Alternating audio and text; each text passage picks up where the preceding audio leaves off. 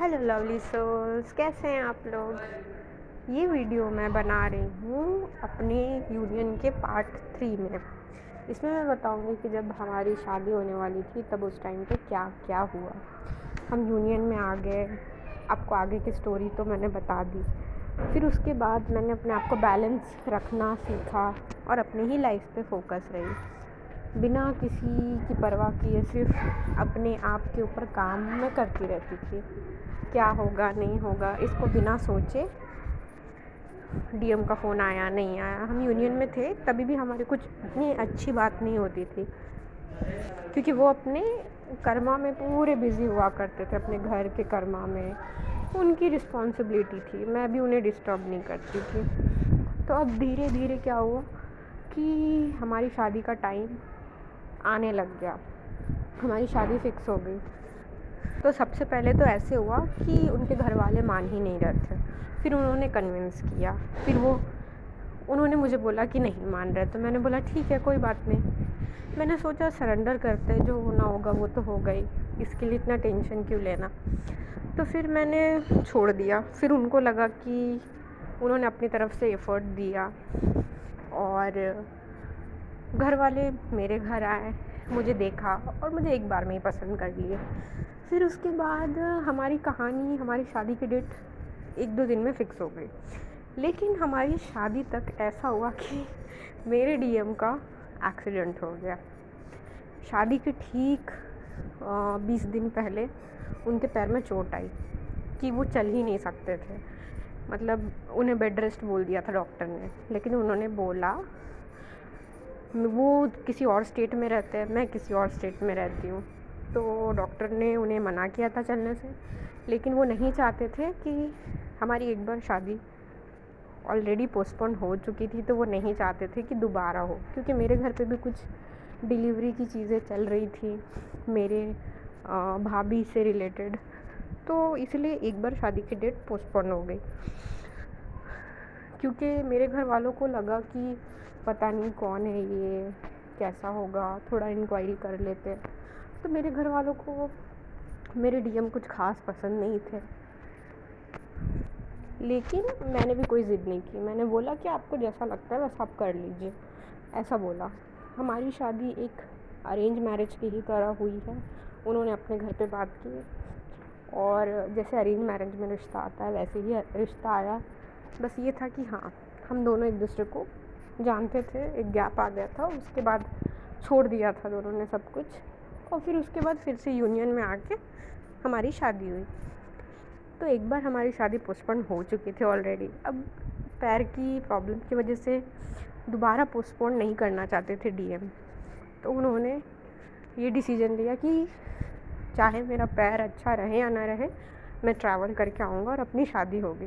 तो हमारी शादी ऐसे हालात में हुई है कि वो पूरी तरीके से ठीक नहीं हुए थे। उनका एक पैर अभी भी रिकवर नहीं हुआ था। कैसे कैसे वो करके आए हॉल में, सब कोई बोल रहा था कि ये कैसे लड़के से शादी कर रही है। लेकिन मेरे डीएम बिल्कुल फिज़िकली फ़िट है, बस शादी के पहले उनका ये एक्सीडेंट होने की वजह से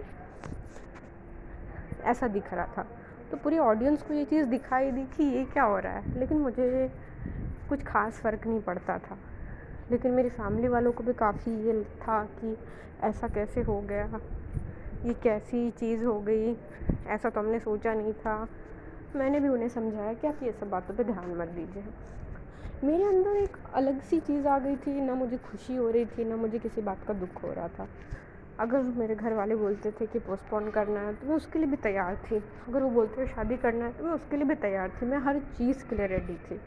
मेरे दिमाग में कोई बोझ नहीं था, मैं सिर्फ बहना चाहती थी सिचुएशन के साथ कि जो हो रहा है अच्छा ही होगा। मेरे हाथ में कुछ है ही नहीं, मैं तो एक यूनिवर्स का एक कैरेक्टर हूँ जिसे यूनिवर्स अपने हिसाब से चलाता है।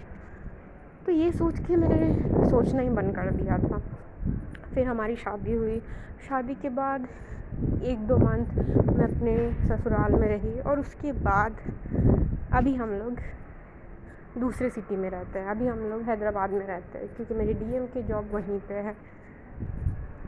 और मैं सब करते हुए आपके लिए वीडियोस बनाती हूँ, प्यारी प्यारी चीज़ें, कुछ जो मेरी जर्नी में है मैं शेयर करना पसंद करती हूँ कि आप लोगों को भी इसका फ़ायदा हो, क्योंकि इस जर्नी में बहुत सी ऐसी चीज़ें होंगी। जर्नी ही क्या, लाइफ ही जर्नी होती है, तो हम इसे ऐसा अलग से टैग नहीं देते। हम कहते हैं कि इस लाइफ में बहुत सारी ऐसी चीज़ें होती है जो ठीक नहीं लगती, लेकिन उसे होने दो। अगर किसी से रिश्ता आ रहा है तो होने दो, अगर वो डेस्टाइंड है आपके लिए तो उससे शादी होगी, नहीं तो वो कैंसिल हो जाएगा। एक रहता है ना कि हम जैसे मार्केट जा रहे हैं, किसी मार्केट से कपड़े ख़रीदते हैं, किसी शॉप से ख़रीदते हैं, किसी शॉप से हम नहीं ख़रीदते। तो ये बिल्कुल हर चीज़ डेस्टाइंड है कि लिखी हुई है कि इस इंसान को आज इतने पैसे का प्रॉफिट होने वाला है। एनी हाउ वो कैसे होगा, किसी की नज़र जाएगी, किसी को अच्छा लगेगा, किसी का मन करेगा, कोई किसी को फोर्स करेगा और इस तरीके से उसकी आज का दिन का प्रॉफिट बन जाएगा। वैसे ही हमारी लाइफ भी होती है, रिश्ते आते हैं जाते हैं, होगी नहीं होगी, आप टेंशन ही मत लो, जिससे होना होगा उससे आपकी शादी हो जाएगी। अगर डीएम से होनी होगी, आपको नहीं करना है, आपको सिर्फ क्या करना है, इनर वर्क करिए और शांत रहिए, एकदम पीसफुल माइंड से अपना जर्नलिंग कीजिए, बाहर जाइए, नेचर में घूमिए, अपने आप को अच्छा दिखने में फ़ोकस कीजिए, अपनी खूबसूरती को बढ़ाइए, अपनी इनर ब्यूटी को बढ़ाइए। जितना हो सके अपने बारे में अच्छी अच्छी बातें लिखिए रात में जर्नलिंग में। ये भी मैं आपको बताऊंगी कि ये कैसे सेल्फ लव के थ्रू बढ़ाते हैं। तो ये थी मेरी यूनियन के आगे की स्टोरी और शादी तक की स्टोरी। अपना ध्यान रखिए और बहुत खुश रहिए और अपने हेल्थ का बहुत ध्यान रखिए, क्योंकि आप ही वो सोल है जो मिशन पे है। तो हम सब मिलके मिशन पूरा करेंगे और हम हमेशा खुश रहेंगे। God bless you.